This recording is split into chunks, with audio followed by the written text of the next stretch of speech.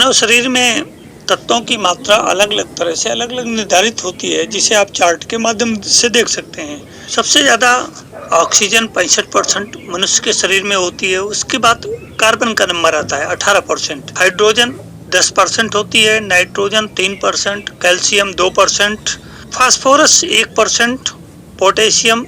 0.35%, sulphur 0.25%, sodium 0.15%, chlorine 0.15%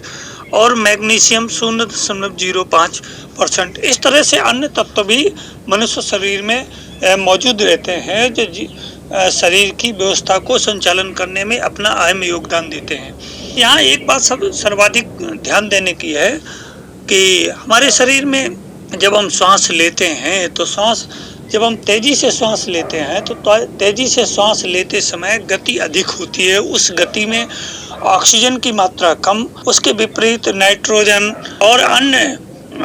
calcium, phosphorus इत्यादि तमाम तरह की गैसें अत्यधिक मात्रा में हमारे शरीर में आकर्षित होती हैं, जिसके कारण हमारे शरीर का जो केमिकल बैलेंस है वो बिगड़ता है। और जब केमिकल बैलेंस बिगड़ता है तो हमें अपने श्वसन से, चाहे हम अनुलोम विलोम कर रहे हों, चाहे नाड़ी शोधन कर रहे हों, भस्त्रिका कर रहे हों, उज्जाई कर रहे हों, उद्गीत कर रहे हों या भ्रामरी प्राणायाम कर रहे हों, इनसे हमें कोई लाभ नहीं मिलने वाला है। श्वास लेने की गति जब हम बिल्कुल स्लो करेंगे, बिल्कुल धीमे स्तर पर ले आएंगे कि श्वास लेते समय जब हमको स्वयं न महसूस हो, हम बहुत प्रयास करके अपने श्वासों की ध्वनि को सुन पाएं और फिर धीमे धीमे उसको उदरस्थ करें, अपने पेट में ले जाएं, नाभि तक डायफ्राम को फैलाएं, डायफ्राम में पूरी तरह से हवा भरें, ऑक्सीजन भरें और उस ऑक्सीजन को वहां पर रोकें, कुंभक करें। तो इस समय जो प्राण ऊर्जा है वो रक्त में मिश्रित होती है और रक्त में मिश्रित होकर के यह रक्त का संशोधन करती है, रक्त की संशुद्धि करती है। तो रक्त में जितने भी विषाक्त पदार्थ हैं वो सब कार्बन के रूप में वायु के माध्यम से हमारे फेफड़ों में आकर के जब हम रेचन करते हैं तो उससे बाहर निकल जाते हैं। इस तरह से हमारे रक्त की सफाई होती है और जब हम रेचक करके अपने श्वास को पूरी तरह से रोक लेते हैं, बाह्य कुंभक करते हैं, तो उस समय हमारे शरीर में कोशिकाओं में जो जीवन द्रव्य है, जिसकी मात्रा हमारे रक्त की मात्रा से ठीक 2 गुनी है, उनकी सफाई होती है। और जब जीवन द्रव्य की जब तक सफाई नहीं होगी तो रक्त की सफाई से या तमाम तरह के प्राणायाम या आसन करने से हमको कोई लाभ नहीं होने वाला है। हम पहले रक्त की सफाई करते हैं, इसके बाद लिम्फ जो जीवन द्रव्य हमारे शरीर में लगभग 9 से 10 लीटर तक मौजूद है, उसकी सफाई होती। जब दोनों तत्व आपस में मिल करके साफ हो जाते हैं तब शरीर में हमारी एक रासायनिक अभिक्रिया प्रारंभ होकर के शरीर के स्वास्थ्य को बेहतर बनाने का काम करते हैं। न्यूरॉन्स एक्टिवेट होकर के सूचना लेकर के, न्यूरॉन्स के रिसीवर्स सूचना लेकर के और अपने इलेक्ट्रिक इम्पल्स के रूप में को वो सूचनाएं प्रेषित करते हैं, जिससे तमाम तरह के हार्मोन्स, डोपामाइन, ऑक्सीटोसिन, सेरोटोनिन इत्यादि हार्मोन्स बनने की प्रक्रिया में तेजी आती है। हमारे सेल्स उन हार्मोन्स को बना करके हमारे शरीर के लिए उपलब्ध कराते हैं। अब यहाँ एक सर्वाधिक महत्वपूर्ण समझने वाली बात और है, जो शायद ही आपको किसी वक्ता ने बताई हो, गुरु ने बताई हो। ये जो हमारा ब्रह्मांड है, इस ब्रह्मांड में जो सबसे प्रमुख तत्व है वो नाद है। नाद को ही ब्रह्म कहा गया, अक्षर ब्रह्म कहा गया है, स्वर को ब्रह्म कहा गया है, स्वर को ब्रह्म का स्वरूप माना गया है। स्वर के उच्चारण से ही हम अपने अंता और वाय जगत को नियंत्रित करते हैं। तो ये जो नाद, ब्रह्म नाद एक सूक्ष्म रूप में इस संपूर्ण सृष्टि में व्याप्त है, जो हमको इन भौतिक कानों से या स्थूल अंगों से सुनाई नहीं पड़ता है, न दिखाई पड़ता है, न इसका अनुभव होता है। परंतु जब हम योग की गहन अवस्था में जाते हैं तब इस नाद ब्रह्म को श्रवण करने में, अनुभव करने में सक्षम होते हैं। जिस समय हम श्वास लेते हैं तो श्वास के साथ ये जो नाद है, इसका सूक्ष्म स्वरूप इन श्वासों के द्वारा, प्राण के द्वारा, जिनको हम प्राण भी कह सकते हैं, इस नाद ब्रह्म को प्राण भी कहा जा सकता है, हमारे भौतिक शरीर में जिस समय प्रवेश करते हैं तो बाहर का इस संपूर्ण सृष्टि का जो नाद है, जो स्वर है वो जिस समय हमारे इस भौतिक शरीर में प्रविष्ट होता है, भौतिक शरीर की चेतना को अपने अनुरूप बनाने का काम करता है। बाहर की संपूर्ण सृष्टि अंदर की संपूर्ण सृष्टि से मिल करके जिस समय अपनी एक नवीन ऊर्जा, नवीन शक्ति, नवीन दिशा और नवीन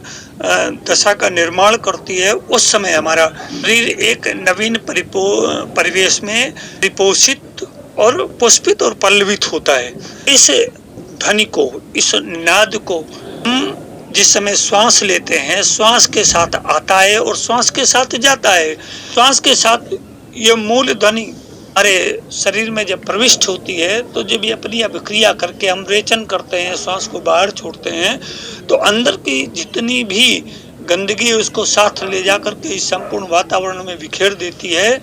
या हमारे मनोभावों को, हमारे विचारों को, हमारी इच्छाओं को, हमारे क्रम को, हमारी जीवन शैली को संपूर्ण सृष्टि में बिखेर देती है, जिससे इस सृष्टि में बिखरे परमाणु उन हमारे द्वारा उत्सर्जित परमाणुओं से मिल करके तदनुरूप आचरण करने लगते हैं और हमारे जीवन को वैसा ही ढालने का प्रयत्न प्रारंभ हो जाता है। पुनः जब हम सांस लेते हैं तो वो परमाणु फिर हमारे शरीर में उद्रस्त होकर के पुनः फिर एक नवीन गतिमत और दिशा का संचार करते हैं और हमारे अंदर जो भी विचार, भावनाएं, इच्छाएं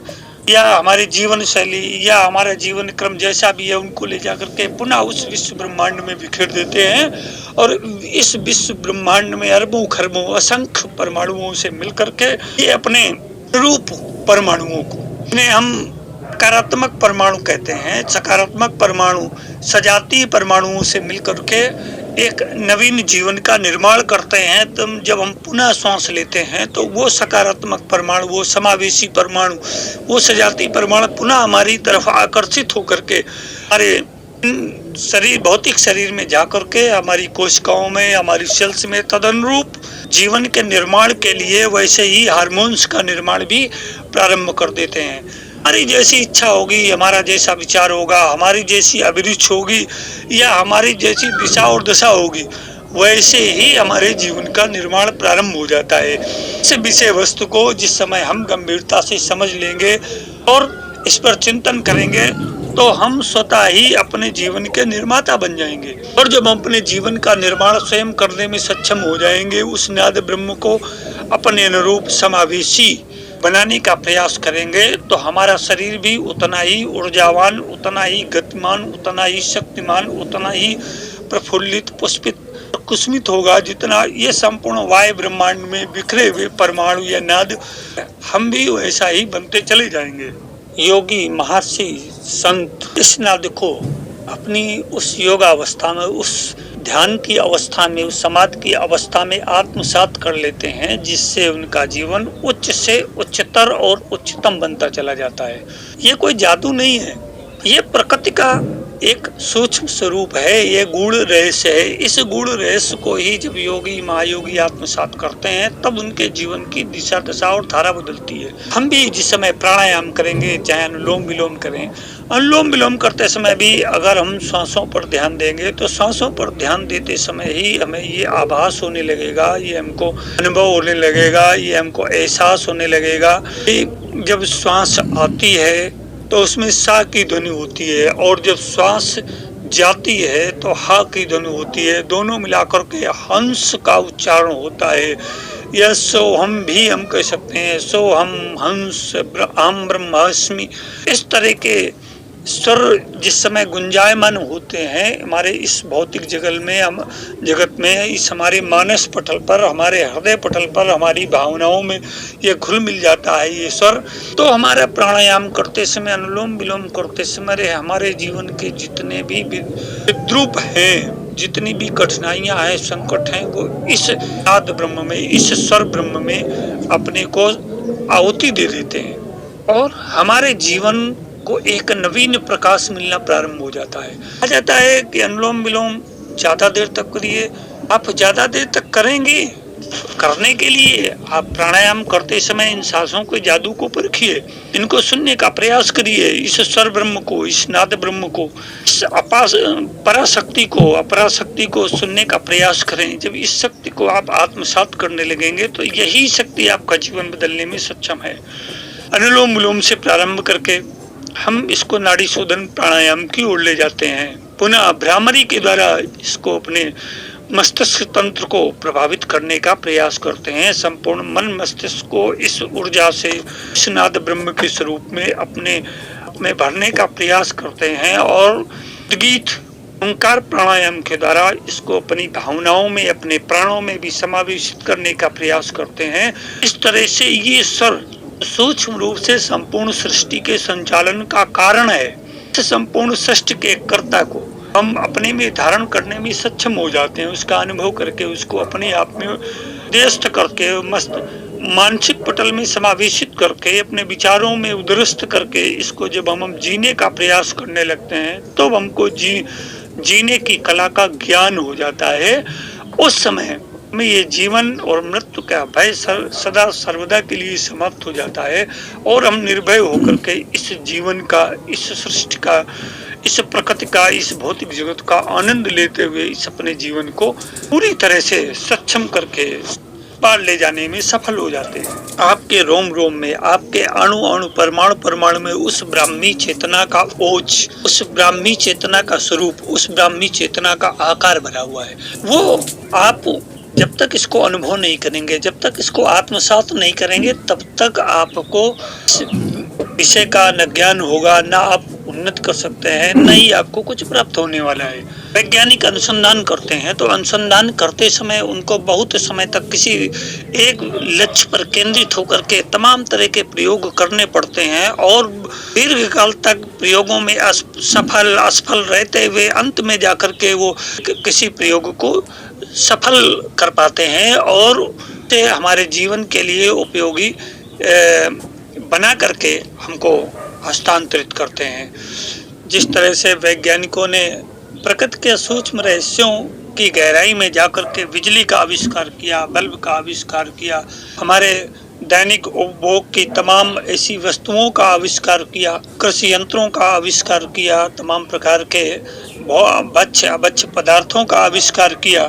तो ये सब आविष्कार प्रकृति के गर्भ में ही तो छिपे थे और इनका आविष्कार करके हमारे जीवन के उपयोग के लिए प्रस्तुत किया। परमाणु बम का आविष्कार किया, तमाम तरह की मिसाइलों का, अस्त्रों शस्त्रों का आविष्कार किया। ये जितने भी आविष्कार आज आप इस भौतिक जगत में विकास के रूप में देख रहे हैं, उन्नत के रूप में, ये सब प्रकृति के गर्भ में ही छिपे थे। को खोज निकालने का काम अनुसंधानकर्ताओं का था, वैज्ञानिकों का था। ऐसे ही श्वास के इन रहस्यों को जब आप गहराई में जाएंगे तो इनके जादू का अनुभव करेंगे, इनके चमत्कारों का अनुभव करेंगे। इससे केवल आपका स्वास्थ्य ही नहीं ठीक होगा, आपकी विचारधारा, विचार शैली, आपकी जीवन धारा, जीवन शैली भी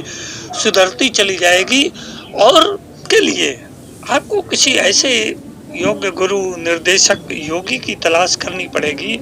जो इन विषयों का पूर्ण रूप से गहन जानकार हो। और जब आप इस तरह की स्थितियों में अपने आप को हल करके आगे बढ़ाने का प्रयास करेंगे तो निश्चित ही आप नित्य नए आयाम का स्पर्श करते हुए जीवन को एक उत्तम शिखर पर ले जाने में सफल होंगे। क्योंकि ये सांसों का जादू, ये ब्रह्मांड का रहस्य, ये नाद का रहस्य कोई ऐसी वस्तु नहीं है जिसे भौतिक साधनों से मापा जा सके, देखा जा सके, समझा जा सके, सुना जा सके या पकड़ा जा सके। केवल अनुभव की वस्तु है, अनुभव का विषय है और इस अनुभव को अनुभव के द्वारा ही साक्षात किया जा सकता है। तो आप भी इस दिशा में आगे बढ़ें और अपने जीवन को सबल, सक्षम और सतेज बना करके अपने को आगे ले जाने में सफल हो। दीर्घ और उज्जवल जीवन की सफल कामना के साथ जनाचार का सपन में अभिवादन। जीवन के साथ योग चैनल को